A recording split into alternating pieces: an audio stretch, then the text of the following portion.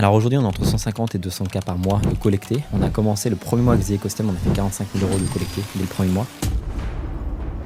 Aujourd'hui, j'ai The Ecosystem.io qui est un programme d'accompagnement / agence, un petit peu de Done for You, mais c'est majoritairement de l'accompagnement. Tu m'as dit juste avant l'épisode qu'il n'y avait aucun sujet tabou, donc je vais faire en sorte de te presser comme un citron pour récupérer un maximum de valeur. Et comment tu as réussi à devenir la référence, entre guillemets, dans ton industrie, sans avoir une grosse communauté ?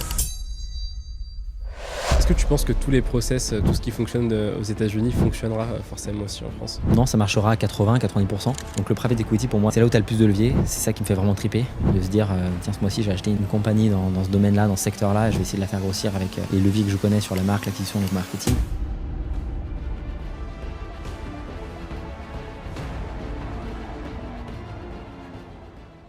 Bonjour à tous et à toutes, bienvenue sur ce nouveau épisode du Scaling Podcast. Aujourd'hui, on a la chance d'avoir Mathis. Enchanté. Mathis, merci d'avoir accepté l'invitation. Merci, c'est la première fois qu'on se voit en vrai. Exactement. Et comme je te l'ai expliqué du coup juste avant l'épisode, on est sur le nom de l'épisode, c'est Scaling Podcast. Ouais. Du coup, le but aujourd'hui, c'est vraiment de parler de scaling, on va parler de recrutement, on va parler de process, et on va vraiment essayer de tirer un maximum de valeur de toi. Ouais. Tu m'as dit juste avant l'épisode qu'il n'y avait aucun sujet tabou, donc je vais faire en sorte de te presser comme un citron pour récupérer un maximum de valeur. J'ai préparé une petite liste de questions, et si c'est bon pour toi, on va démarrer. C'est parti, rentrons dans le dur. Alors, pour commencer, c'est quoi ton business actuel ? Est-ce que tu peux nous parler un petit peu de à qui est-ce que tu t'adresses, qui est ton avatar client et quelle est ton offre ? Ouais, bien sûr. Alors aujourd'hui, j'ai The Ecosystem.io qui est un programme d'accompagnement / agence, un petit peu de Done for You, mais c'est majoritairement de l'accompagnement. On cible des personnes qui sont entre 5 et 20 000 euros par mois, qui souhaitent développer leur activité, scaler leur activité. C'est majoritairement des personnes dans le business high ticket, donc agence, coach et consultant, avec une grande majorité d'agences et de coachs. Et on va les aider sur leur stade de croissance en passant par l'offre, à l'acquisition, vente, process et recrutement, donc ça tombe bien. Ok. Et c'est quoi que tu délivres à tes clients ? C'est un modèle Done with you, Done for you ? Alors, quoi ? c'est à 80% du Done with you. C'est-à-dire qu'on a une équipe de 6 personnes qui sont en 6 thématiques différentes, avec 6 expertises différentes. Et on va les faire, on va leur faire une roadmap personnalisée en fonction de leurs besoins, de leurs contraintes. Et on va leur mettre à disposition tous les process et des vidéos pour qu'ils puissent être indépendants avec nos méthodes. Et on pourra leur mettre en relation également des personnes comme des setters. Donc ça, c'est la petite partie Done for you. Mais majoritairement, c'est du Done with you aujourd'hui. Ok, la partie Done for you, c'est que sur la partie settings ? Ouais, c'est ça. Setting, puis après, on a des process qui sont déjà préétablis, qui peuvent implémenter directement. Ok. Ouais. Ça a été quoi l'évolution de ton business ? Est-ce que tu as changé d'offre à des moments donnés ou est-ce que tu as toujours eu ce modèle ? Alors, moi, j'ai commencé déjà il y a 3 ans avec une offre de copywriting. C'est-à-dire que je commençais d'abord en tant que copywriter. C'est comme ça que je me suis lancé avec une petite agence qui s'appelait Business Scribe, où je faisais les pages de vente pour les infopreneurs au pourcentage. Ensuite, je me suis axé marketing plus généralement. Je fais des webinaires, la stratégie de contenu pour les solopreneurs. Et puis après, je fais de l'accompagnement one-one personnalisé quand j'ai revendu entre guillemets mes parts à mes 2 anciens associés. Et puis, je suis arrivé donc là sur The Ecosystem.io. Cette offre, elle n'a pas évolué ou elle a un petit peu évolué sur le mécanisme depuis 1 an. Mais globalement, c'est la même. On a amélioré en permanence. Évidemment que tout le contenu change régulièrement, on le met à jour. Mais je veux dire, sur la promesse n'a pas vraiment évolué 1 an, parce que ça marche bien, ça fonctionne bien. Donc ouais, voilà. Ok. Et c'est quoi du coup les évolutions pour avoir un peu de contexte sur ton business ? Ouais. En termes de chiffre d'affaires, déjà aujourd'hui, tu arrives à générer quel chiffre d'affaires avec ton activité ? Et ça a été quoi les 12 millions. Je rigole. Et Ouais. ça a été quoi les évolutions en termes de paliers depuis que tu as lancé ? Alors aujourd'hui, on est entre 150 et 200 cas par mois de collectés, de cash collecté. On a commencé le premier mois avec The Ecosystem, on a fait 45 000 euros de collectés dès le premier mois. Ok. J'avais une chaîne YouTube qui avait à peine 100 personnes, en fait, déjà 100 abonnés. Et en fait, on a fait jusqu'à décembre 2023 entre 50 et 80. Donc on avait fait 2 mois 50 et 3 mois 80 de mémoire. Et à partir de janvier, on a fait 100. Et on n'a pas fait un mois en dessous de 100 depuis janvier 2024. Et notre pic a été à 175, quelque chose comme ça, à 5 000 euros près. Et aujourd'hui, on est entre 150 et 200 et on va chercher les prochaines étapes. Ok. Et comment tu as fait pour du coup générer 50 000 dès le premier mois Très bonne question. En fait, on a eu assez de leads. C'est-à-dire qu'on a mis en place des bons process de setting. Les vidéos Value Assets sont bien marchées dès le départ. Donc, ça a permis d'avoir assez de personnes intéressées. Et en fait, on a eu un volume de leads assez important dès le jour 1. Et jusqu'à 100 K, en fait, sur un business en étiquette, c'est le volume de leads en appel qui est le plus important. Donc voilà. Ok. Et en gros, donc, tu faisais des vidéos et tu as lancé l'offre ou tu as vraiment lancé l'offre en même temps que les vidéos ? Non, j'ai créé l'offre et puis j'ai lancé les vidéos juste après. Ok. J'ai créé l'offre juste avant. Ouais. Ok. Et c'est quoi les changements selon toi qui t'ont permis de passer des paliers en termes de chiffre d'affaires ? Excellente question. Alors, on m'a déjà posé cette question sur 50 à 100 K. Et en fait, c'est juste 2 fois plus de calls. Ok. Y a pas vraiment. Moi, jusqu'à tard, j'ai pris tous mes appels. Et aussi pour améliorer l'offre, être en contact avec mes prospects, etc. Et après, ça va être une question. On a agrandi la team. On a dû agrandir la team. On est passé de 3 personnes. Enfin, j'ai moi plus 2 autres personnes à 6. Donc, ça, après, en back-end, évidemment que c'est important. Et maintenant, on arrive au prochain palier, où on se heurte au prochain palier, où il faut une grosse sales team. Donc, je suis en train de recruter pas mal de sales. Donc, c'est ça la prochaine étape pour nous maintenant en termes de palier. Ok, donc c'est juste d'avoir généré plus de rendez-vous. C'est ça, exactement, ouais. Pardon. Et là, maintenant, c'est avoir plus de personnes qui peuvent récupérer ces leads-là. C'est ça, parce qu'en fait, aujourd'hui, on a pas trop de leads, mais on a trop de leads par rapport au nombre de personnes qui peuvent prendre les appels. Et on n'a même pas lancé les ads. On a 0 en ads tous les mois, on n'est qu'en organique. Donc, ouais. Et comment tu as fait du coup pour avoir plus de leads juste avec de l'organique? Alors, c'est marrant. Déjà, il y a eu l'effet cumulé. C'est-à-dire qu'en effet composé, il y a plus de leads qui s'accumulent. Puis les gens me découvrent et recommandent, etc. Donc, il y a le bouche à oreille. Mais surtout, il y a un moment où je me suis dit, OK, comment est-ce que je peux faire juste plus de ce qui marche déjà? Donc, je suis passé de 4-5 posts LinkedIn par semaine à 14. Une vidéo YouTube tous les 3 semaines, un mois, à une vidéo YouTube par semaine. Et puis, on a commencé des shorts aussi sur Insta. Et donc, en fait, on a juste multiplié notre nombre de leads, quoi. Ok, super intéressant. Justement, c'est la question que j'allais te poser juste après. Comment est-ce que tu fais ton acquisition? Donc, c'est que de l'organique. Ouais. Aujourd'hui, c'est quoi les contenus qui t'apportent le plus de leads? Aujourd'hui, ça va être LinkedIn et YouTube principalement. On a aussi la partie setting, c'est-à-dire que sur la partie setting, on ne pourrait pas contacter autant de leads comme ça. C'est-à-dire qu'on va revenir accélérer le process de vente à travers ça. YouTube est quand même une grosse source de leads. Mais globalement, c'est ça, on n'a pas d'ads pour l'instant. Lorsqu'on commencera de l'ads, on commencera en retargeting. Ça permettra de pouvoir contacter plus de personnes. Mais je sais que là, si on commence le retargeting, ça sert à rien. Parce qu'en fait, on est booké sur 4 jours à 10-15 calls par jour. Donc, on peut pas prendre plus. Donc, on est en train d'améliorer ça pour faire rentrer plus de monde. Et puis voilà, aujourd'hui, c'est principalement donc, de l'organique et de l'outreach. Ok, et sur YouTube, du coup, tu as trouvé une façon de récupérer les leads qui ne réservent pas d'appel? Alors, en fait, non. On a un groupe school où les personnes rentrent dans le groupe school et on peut les contacter à partir de groupe school. Donc, ça, c'est une des seules manières aujourd'hui de les faire rentrer. Et puis sinon, on considère que les personnes qui veulent rentrer avec nous trouvent le bon moment pour rentrer. Donc en fait, on a le lien, le calendrier directement en dessous et elles réservent quand elles sont prêtes. Et ce qui fait qu'on a toujours des personnes qui sont majoritairement vraiment qualifiées en appel et qui savent ce qu'elles veulent avec nous. Ok. Donc voilà. Et donc du coup, le setting, il se fait sur LinkedIn et sur Instagram, c'est ça? C'est ça, ouais, sur School aussi. Ok. Et vous faites pas de setting téléphonique? Non, du tout. Ok, c'est full setting écrit. C'est ça. Ok, super intéressant. Bien. Comment est-ce que tu arrives à avoir des idées pour la création de contenu? Très bonne question. Alors déjà, il y a mes problématiques au quotidien dans mon business. Ok. Parce que j'ai des problématiques comme tout le monde, donc je les note. Déjà, le fait de... Tout le monde, je pense, a des idées. Tout le monde a beaucoup d'idées, mais le fait de les noter, ça vous fait apparaître beaucoup plus d'idées. Parce qu'en fait, tu en as plein, tu en as peut-être, je sais pas, 20 dans la journée, mais tu en retiens 0 ou tu en retiens une. Donc, tu as l'impression que tu n'en as pas d'idées, alors qu'en fait, si tu les notais dès que tu en avais une, ça t'en aurait beaucoup plus. Ensuite, j'ai quand même... aujourd'hui, on s'approche quasiment des 300 clients, 300 business. On a plus de clients, mais voilà, quasiment 300 business en étiquette. Donc, je vois quelles sont les problématiques dans ces business-là qui scale. Ça fait 1 an, on n'a pas 300 personnes actuellement, mais voilà. Et puis après, effectivement, moi, j'apprends aussi, je lis beaucoup de livres. J'essaie je suis dans le business de l'information, du coaching, donc forcément, je dois aussi consommer l'information pour apprendre, appliquer et voir si ça marche, pouvoir le transmettre. Donc voilà, c'est principalement à travers ça. Ok. Ce qui est intéressant aussi, de ce que j'ai pu voir, c'est que tu n'as pas une énorme communauté, tu n'as pas des centaines de milliers d'abonnés, etc. Tu arrives à avoir des résultats que des personnes qui ont des centaines de milliers d'abonnés n'arrivent pas à avoir. Mais néanmoins, tu fais quand même des vues. C'est-à-dire que tu fais quand même 1000, 2000, 3000, 4000, 5000 vues. Qu'est-ce qui fait, selon toi, que tu arrives quand même à passer minimum les 1000 vues sur chaque vidéo YouTube, là où, je pense que tu dois le voir, tu as de plus en plus d'entrepreneurs qui font des vidéos un peu dans le même format que toi, en mode, tu vois, avec un loop, etc., mais qui font 100 vues, 200 vues, etc., quoi. Plusieurs choses. Déjà, en fait, le sujet de la vidéo, s'il est vraiment bon, si la vidéo intrinsèquement, elle est bonne, qu'elle se recommande aux personnes autour de soi, elle va marcher. C'est que j'ai des vidéos qui font encore 50 vues par jour, qui tournent depuis 8 mois, tu vois, et qui continuent en fait. Et le succès d'une chaîne YouTube, ça tient à différentes choses, mais le point principal, c'est à quel point la chaîne YouTube va être recommandée à d'autres personnes. Si la chaîne YouTube est recommandée, qu'elle est partagée, tu vas continuer à faire des vues. Donc je pense que d'abord, les vidéos sont vraiment bonnes, ça c'est la première chose. Qu'elle s'adresse à une cible. Je pourrais aujourd'hui faire 10 000 vues, je sais exactement, 10, 15, 20, 50, 100 000 vues.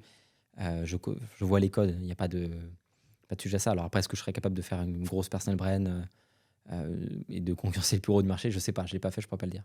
Mais d'aller faire 50 000 vues sur des vidéos, tu as des codes qui sont viraux et qui s'adressent à un plus gros marché, mass market.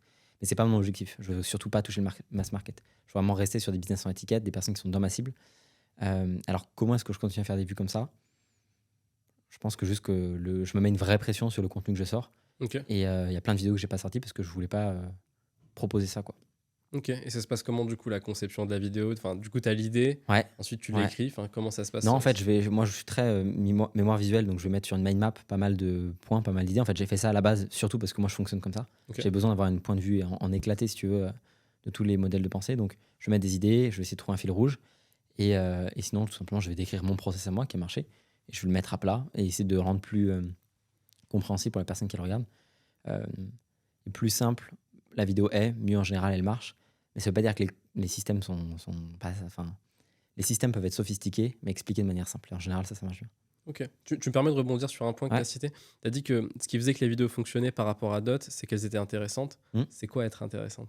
Qu'est-ce qui fait qu'une vidéo est intéressante? Être activable en l'espace de 24 à 48 heures, c'est-à-dire que ça doit changer vraiment la vie de tes prospects.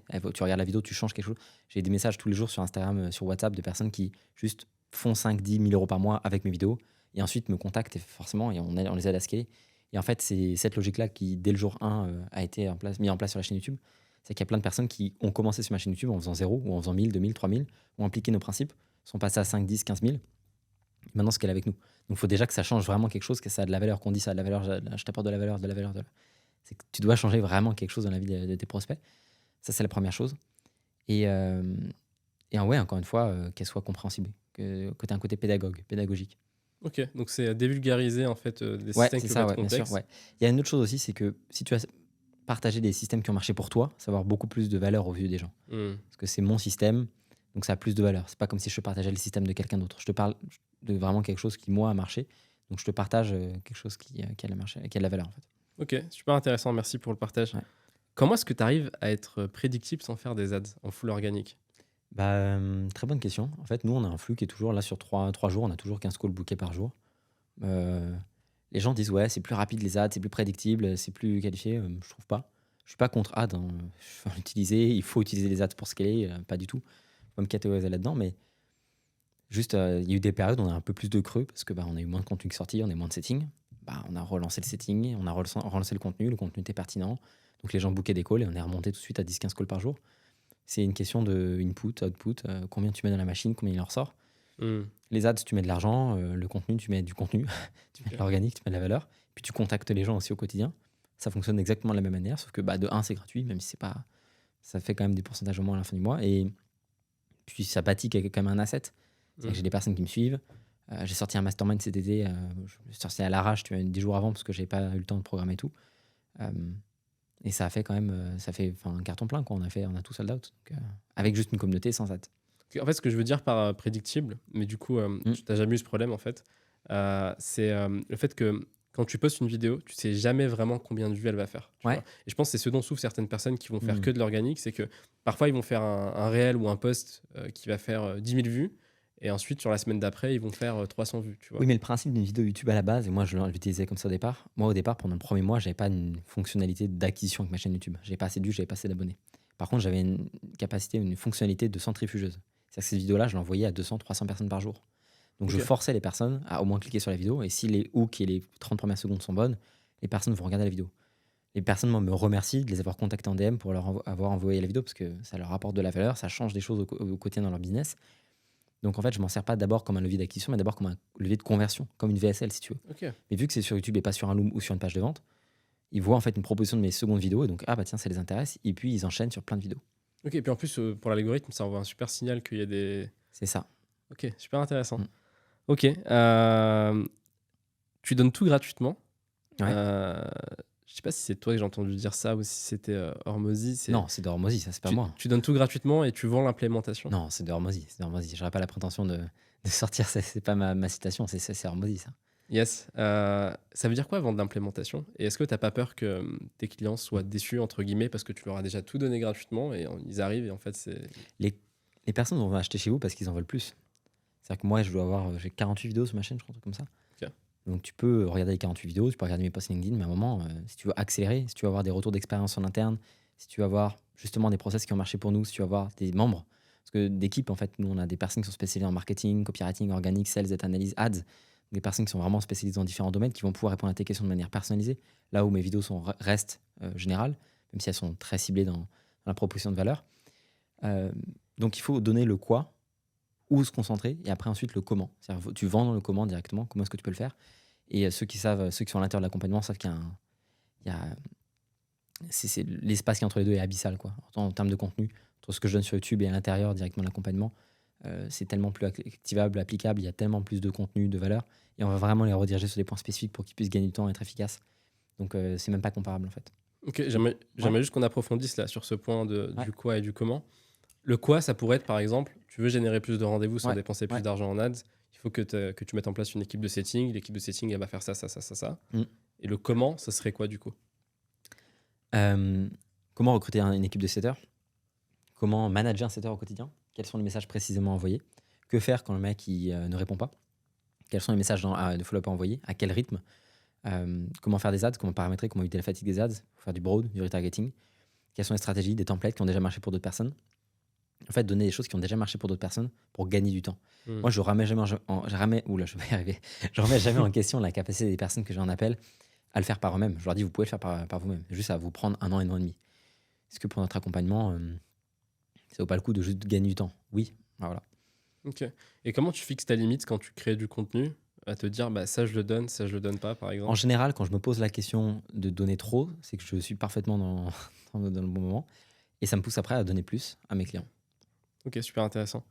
Comment tu gères la délivrabilité de ton offre? Mhm. Comment est-ce que tu arrives à faire en sorte qu'elle reste scalable sans perdre de valeur? Je précise la question. Tu disais tout à l'heure que tu avais 6 experts. Mhm. J'imagine qu'ils ont une capacité d'absorption. Ouais, bien sûr. Est-ce que tu l'as déterminé? Enfin, comment tu t'y prends pour... Alors, déterminé, je me suis basé sur les taux d'absorption entre guillemets de Cole Gordon avec CSM. Il a fait une super masterclass là-dessus qui est très complète sur YouTube. En fait, tu as la Sales Team, puis tu as la CSM Team, Client Success Management. Et en fait, on a un nombre précis par personne qui vont pouvoir absorber, dont ils vont être référents sans dénigrer la qualité, parce qu'il y a un support 7 jours sur 7 avec des canaux privés, etc. Et donc, en fait, on a une roadmap personnalisée. Tout est déjà processisé en fonction du profil de personnes qui rentrent dedans. On va leur faire une roadmap personnalisée, on va leur mettre à disposition tous les outils.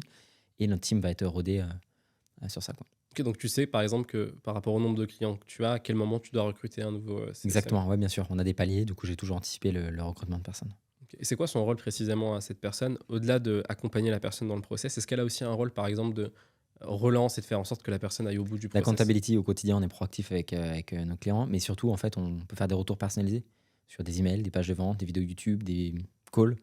Et on va être vraiment là, en fait, pour leur mettre à disposition un exosquelette autour de leur business, pour leur permettre d'aller beaucoup plus vite et d'éviter de faire des erreurs bêtes qui leur coûteraient du temps, de l'argent, de l'énergie, des finances, enfin, absolument tout, quoi. Ok, donc si je résume, en fait, aujourd'hui, ce qui fait que tu arrives à garder la même valeur dans ton offre et tout en L'améliorer, la gardant parce que scalable, c'est juste faire attention à ce... bien sûr, alors faut faire quand tu es dans un accompagnement, faire attention au nombre de personnes que tu as par rapport au nombre de délivrés, ça c'est évidemment.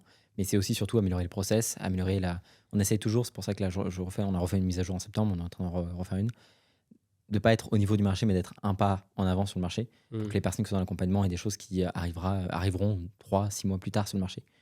Et comment tu fais ça? Comment tu fais pour le faire, ça? Je vais à la source, je vais là où est aux États-Unis, je regarde exactement comment ça se passe, je l'applique sur mon propre business. Donc je regarde moi ce qui marche pour moi et puis après je leur donne. Et le temps que les gens interprètent, mettent en place, etc. sur le marché, il y a déjà 6 mois qui se sont écoulés et puis ceux qui sont à l'intérieur ont déjà un coup d'avance. Est-ce que tu penses que tous les process, tout ce qui fonctionne aux États-Unis fonctionnera forcément aussi en France? Non, ça marchera à 80-90%. Je pense que ça vaut le coup de plus les mettre en place que de ne pas les mettre en place, même s'il y a des choses qui ne changent pas. Après, il faut le faire avec subtilité parce que tu es en France. Mais peut-être que dans 50 ans, ça sera la France qui aura un temps d'avance sur les États-Unis. Et c'est les États-Unis qui nous copieront. Je pense pas. Je pense pas non plus. Je pense pas non plus. Mais ça peut être l'Inde, ça peut être la Chine, ça peut être ce que tu veux.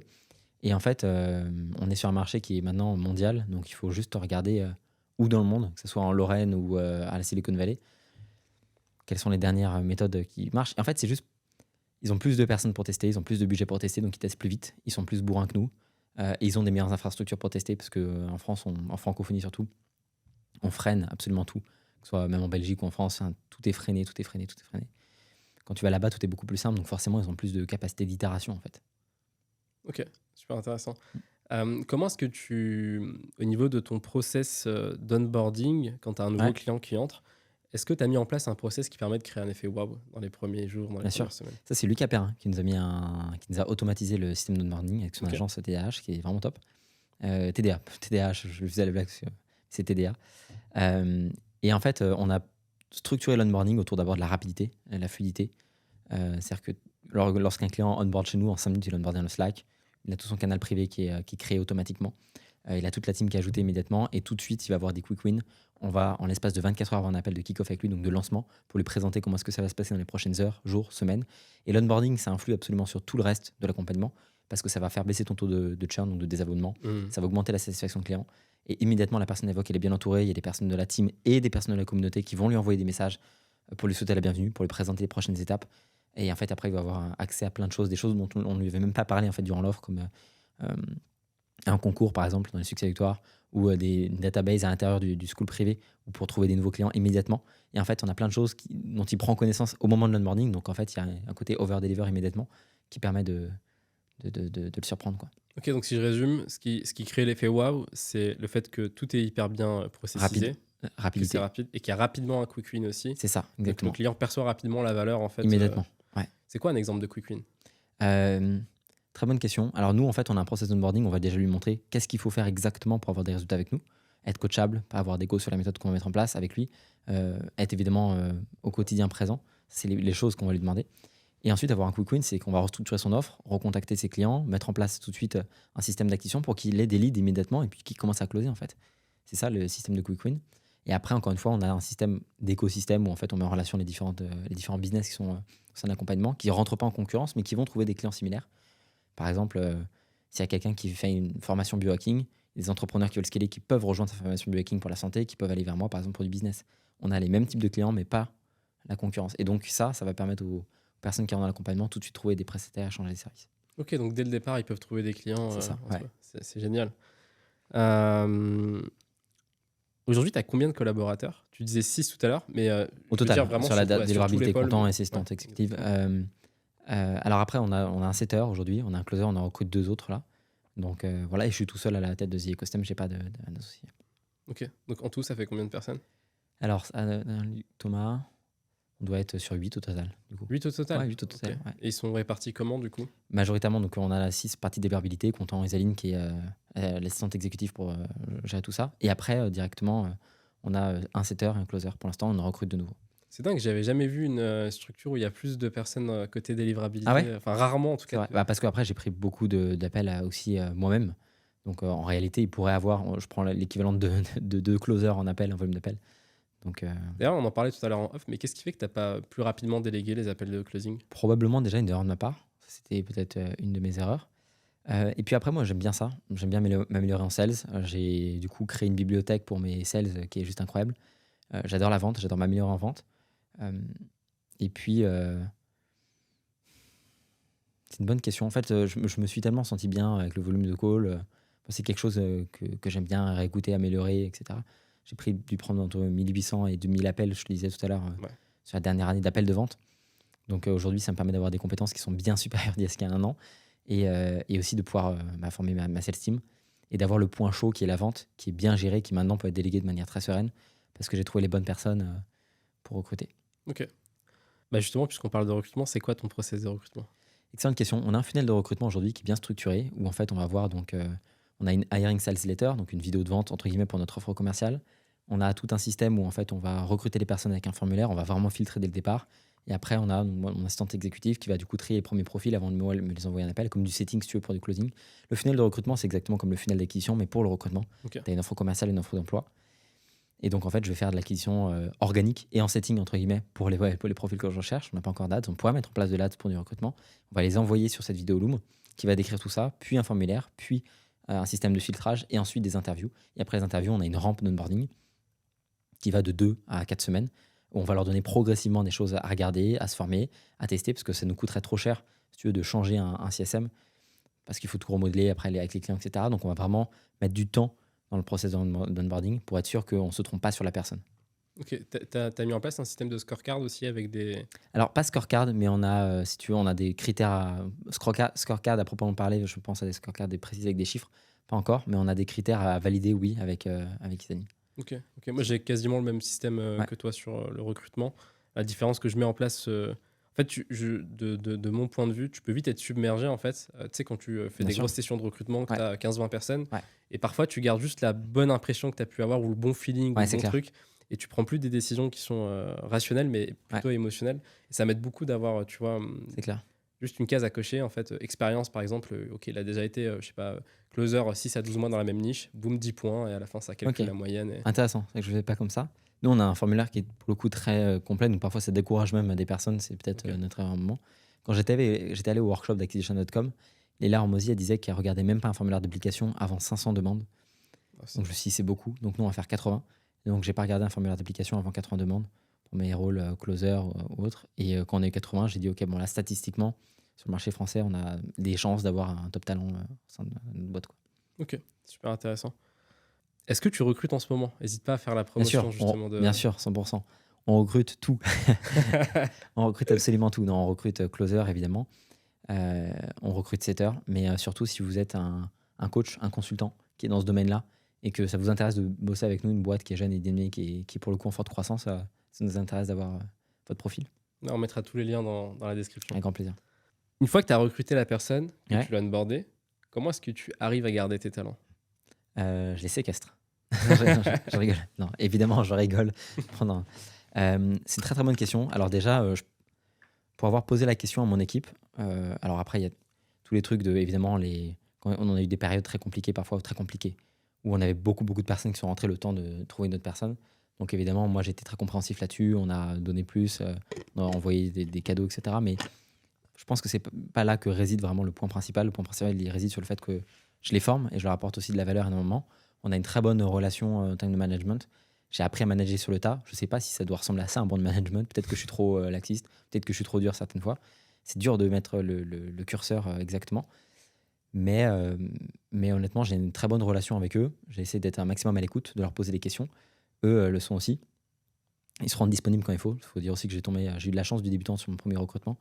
Ok. Pour le coup, je pense, parce que je suis tombé sur une personne qui est vraiment top. Et j'essaie de donner un maximum aussi de valeur à eux. C'est-à-dire que je les forme directement. Ils ont monté en compétences, ils développent des compétences à haute valeur ajoutée tous les jours. Et donc, eux, ils sentent aussi qu'ils ont une progression professionnelle très forte au sein de l'accompagnement. Et je leur partage aussi nos problématiques et aussi nos réussites. Donc, ils sont intégrés vraiment à la boîte à ce niveau-là, quoi. Ok. Est-ce que tu mets au clair avec eux dès le départ? Ça, c'est un truc que moi, j'essaie de mettre en place de plus en plus. C'est dès que c'est une erreur que je vois aussi pas mal, c'est de ne pas être au clair sur les missions le collaborateur va devoir faire dès le départ. Ouais. Et ça crée beaucoup de frustration. Par exemple, disons que tu recrutes un closer, par Mhm. exemple. Tu lui dis, bah voilà, tu vas faire du closing, etc. Et dès le départ, tu lui dis pas qu'il va avoir une réunion avec toi tous les matins, Ouais. qu'il va devoir te faire un reporting tous les soirs, etc. Moi, je suis. Ça, c'était encore une fois, c'est Léla Hormozy qui m'a appris ça parce que j'ai appris à recruter principalement avec elle aussi. Enfin, avec elle, pas en one-one. Hein, voilà. C'est de fixer tout de suite les attentes et d'être le plus clair possible. J'ai encore en appel un closer là il y a 2 jours. Et il m'a demandé quelles étaient les possibilités d'évolution. Est-ce qu'il y avait un head of sales? Je lui ai pas dit ouais, tu vas être head of sales dans 3 mois, c'était chaud, etc. Je lui ai dit pour l'instant, c'est pas prévu concrètement. On n'est pas fermé à ça. Tout est à construire. Donc en fonction de tes résultats, effectivement, c'est possible. Je suis pas fermé à ça, mais pour l'instant, je te dis pas que c'est l'objectif. Je te promets pas. C'est un exemple, mais il y en a plein d'autres. Bien sûr, dès le départ, parce que évidemment, ça sert à rien si c'est pour demander quelqu'un et ensuite lui dire, lui changer sur le tas. Si ça va pas faire le taf, il va se casser, donc il faudra tout refaire de zéro. Donc je préfère dès le départ être extrêmement clair et redonner les attentes plusieurs fois, lui répéter pour être sûr qu'elle a bien compris. Ok. Est-ce que tu mets aussi en place un peu les trucs entre guillemets éliminatoires? Tu sais, voici ce qu'il ne faut surtout pas faire durant la collaboration, ne pas être réactif, 100%. closer à moins de 30%. Bien sûr, complètement. Déjà, quelqu'un qui a de l'ego et qui n'est pas humble, c'est éliminatoire immédiatement. Tu sais, tu les éduques sur ça? Non, parce que je pense pas que tu peux éduquer quelqu'un ou j'ai pas envie de me prendre le temps à éduquer quelqu'un. Je veux dire, dès le départ dans l'onboarding, dire voici les valeurs de l'entreprise, tu vois, expliquer typiquement, tu vois, sur l'ego. Voilà pourquoi est-ce que c'est hyper important pour nous d'avoir des collaborateurs qui n'ont pas de l'ego, parce que le feedback, Nous, on a 2 principales points sur la culture, c'est l'humilité et la réactivité, la rapidité. Ok. C'est ces 2 points-là. Quelqu'un qui est humble, donc qui est en position d'apprentissage tout le temps, qui se remet en question et qui est réactif. Enfin, un speed, c'est le plus important des choses chez nous. Donc, alors oui, après, on n'est pas très ferme pour l'instant sur les... en dessous de 30%, tu vires, etc. Alors, on a quand même un seuil, mais c'est pas très, très dur pour l'instant. Mais par contre, effectivement, on fait attention à ce que les personnes rentrent toujours dans ce cadre-là. Ok. Je vais te poser une question que je n'avais pas notée, mais qui me vient comme ça. Ouais. Le fait que tu bosses, tu es très jeune, tu as 20 ans, 20 ans, ouais. 20 ans. Le fait que tu bosses avec des entrepreneurs qui ont peut-être 30, 40... Toutes les personnes de ma team délivrabilité ont plus de 10 ans d'expérience que moi. Enfin, 10 ans d'écart. Et tu n'as jamais ressenti, que ce soit dans le closing ou dans le recrutement, que parfois ça pouvait te porter... que Ça te Non, désavantageait? j'ai pas Non? l'impression, non. Tu l'as jamais Non, ressenti? non, non, non. Ça me fait drôle quand j'ai fêté mon anniversaire il y a quelques mois et que les membres de ma team m'ont souhaité mon anniversaire. J'avais 19 ans, je passais à 20 ans et ils avaient tous 30 ans ou plus avec des enfants. Mais moi, franchement, je pense qu'en fait, les personnes qui ont des problèmes avec ça, ils se créent des problèmes eux-mêmes. En réalité, enfin, Ok. ça a des avantages et des inconvénients comme tout. Hein. Qu'est-ce qui fait que. En plus, j'avais vraiment envie de te la poser cette question depuis le début, mais je me suis dit que j'allais attendre le Ok. bon moment pour le faire. Qu'est-ce qui fait que tu fais pas ou peu de ads? Enfin, d'ailleurs, non, t'en fais pas du tout du coup. Qu'est-ce qui fait que tu fais pas d'ads? Mais juste que la self-esteem, en fait, c'est que pour l'instant, on peut pas. Enfin, là, on est booké au moment où je te parle jusqu'à jeudi à 15 calls par jour. Donc, en fait, je suis juste en train de retrouver des top talents là sur le closer. C'est notre priorité en ce moment. Ça fait 2 semaines là. Et une fois qu'on a la capacité d'absorption de 25-30 calls par jour, on balancera un ads. Là, ça sert à rien. Les personnes ne pourront pas booker avant J+4. Donc, déjà, ça fera baisser notre taux de conversion, notre taux de show-up, enfin, absolument tout. Ça n'a pas d'utilité, si tu veux. En fait, on est en croissance permanente sans ads. Donc, j'ai pas envie de signaler pour l'instant l'algorithme que j'ai besoin de payer pour avoir de la visibilité, parce que pour l'instant, c'est pas le cas. Mais dès qu'on va arriver à un palier, Dès le départ, c'était ta stratégie de faire que de l'organique? c'est de commencer en organique pour ensuite rajouter de l'ads. Et puis, en fait, j'ai vu que c'était croissant. Et puis, je suis dans la position idéale et parfaite où j'ai des personnes qui sont en appel et sont qualifiées, parce que l'organique, du coup, qualifie beaucoup plus. Des leads qui me coûtent pas cher, très peu cher, quasiment rien. Et en plus, en croissance en permanence, parce que mon contenu est recommandé. Donc, je suis dans la position parfaite où les ads sont un bonus pour l'instant.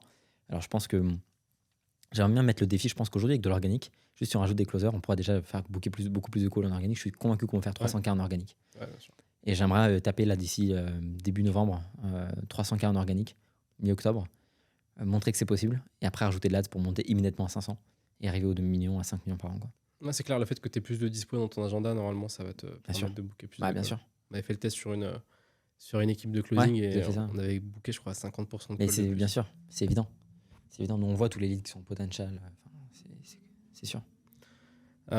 Ok. Et du coup, une autre question aussi qui me vient comme ça pendant l'échange.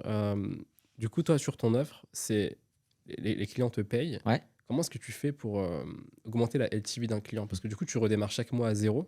Ouais, bien sûr. Très bonne Est-ce que tu question. as des systèmes de On a plusieurs modalités de back-end. Alors, on a 3 grosses principes, entre guillemets, pas d'upsell, mais de manière d'augmenter la LTV. Premier, c'est qu'on a un mastermind qui s'appelle Orion, qu'on a mis en place maintenant, qui permet du coup d'avoir ces 3 jours d'intervention avec des intervenants à l'étranger. On a plein de personnes. On a fait intervenir la RH d'Acquisition.com sur le dernier.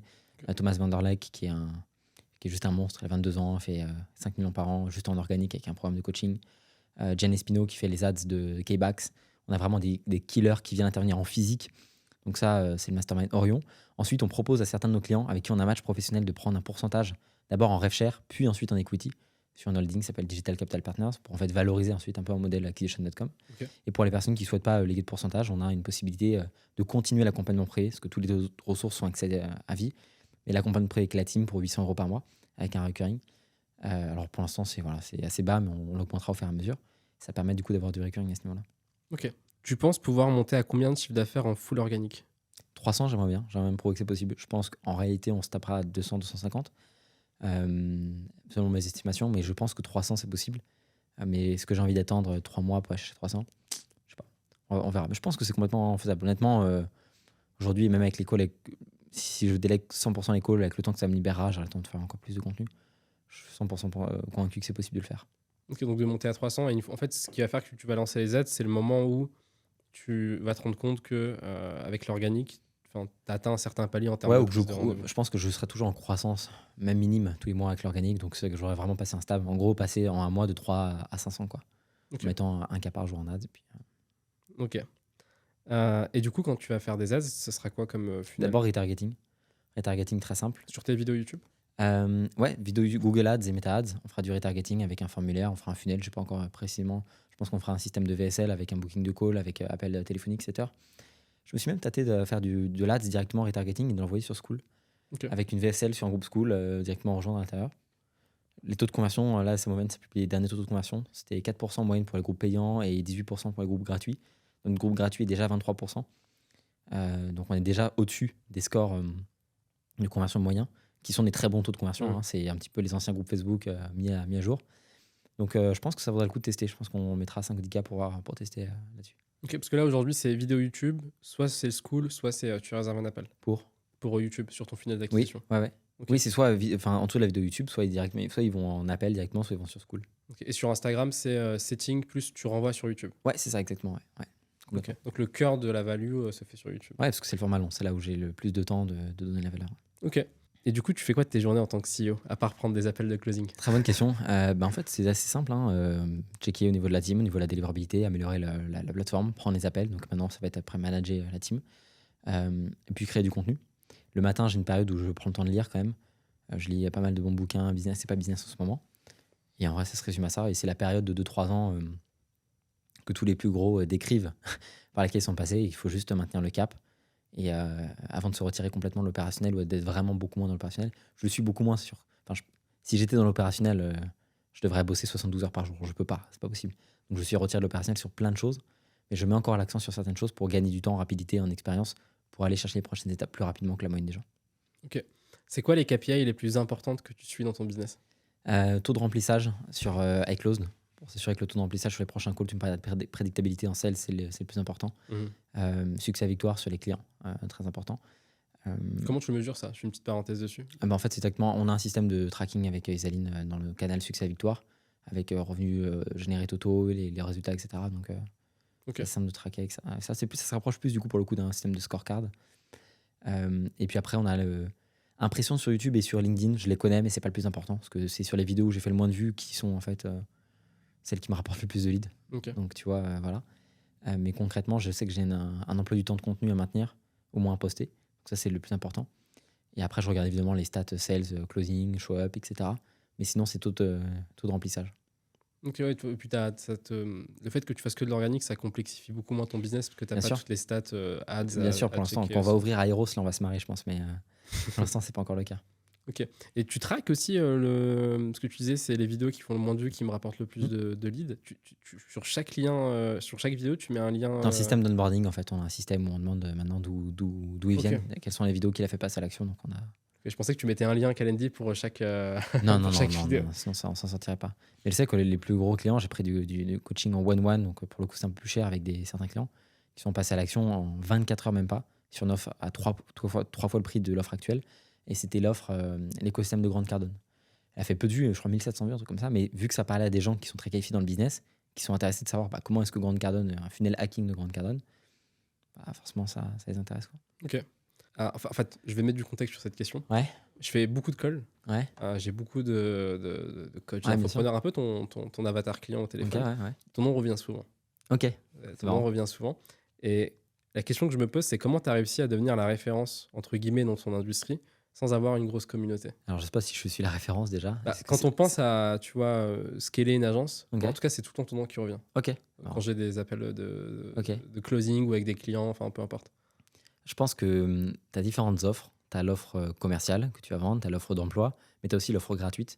Et l'offre gratuite, c'est quelque chose que je pense, j'ai théorisé, ça n'existe pas, mais c'est ton offre de contenu. En fait, si les gens prennent même pas le temps de payer avec leur temps, ils prendront pas le temps de payer avec leur carte.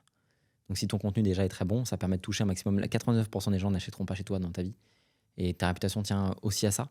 Et donc en fait, il faut vraiment faire du contenu.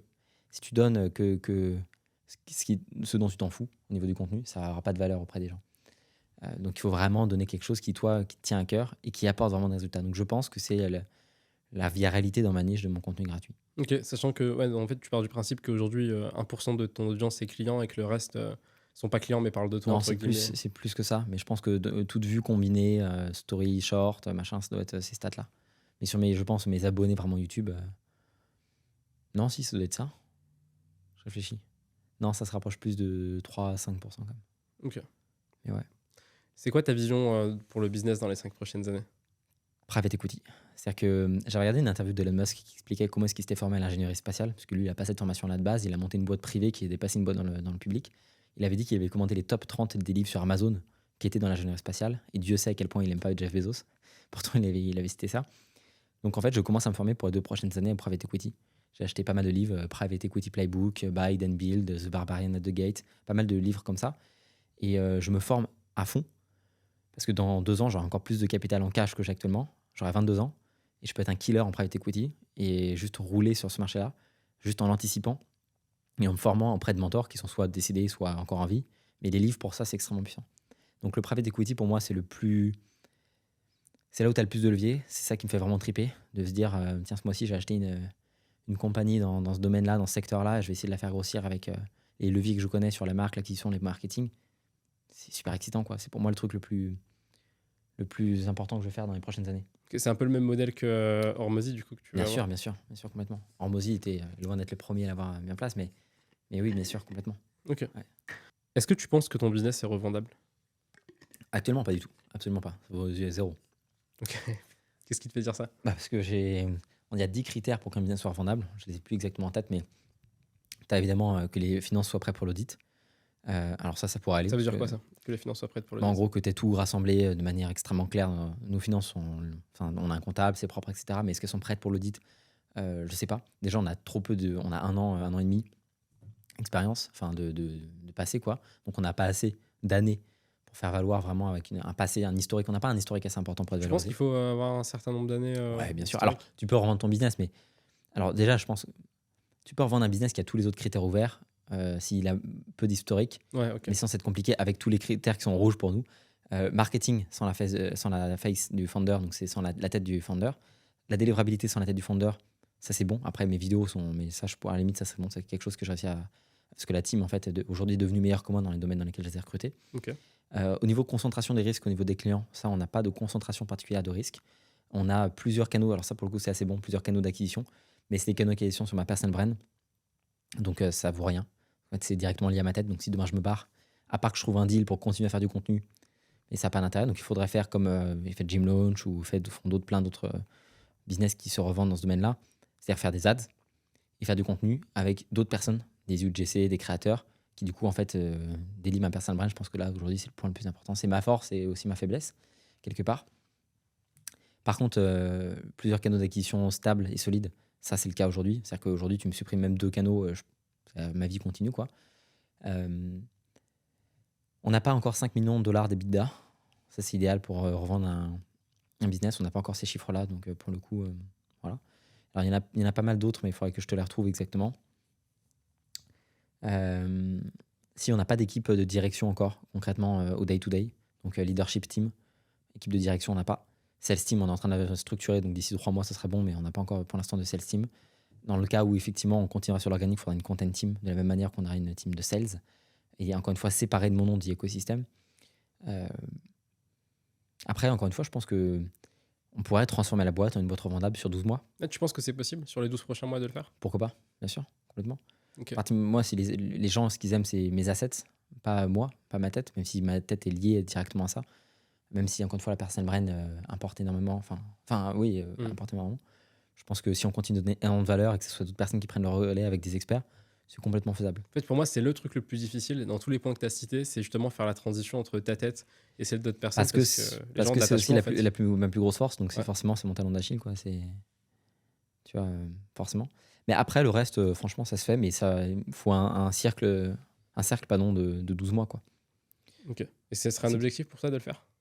Je sais pas. Je sais pas si j'ai. T'as pas de vision de revendre? Non, c'est un business à cash flow, tu sais.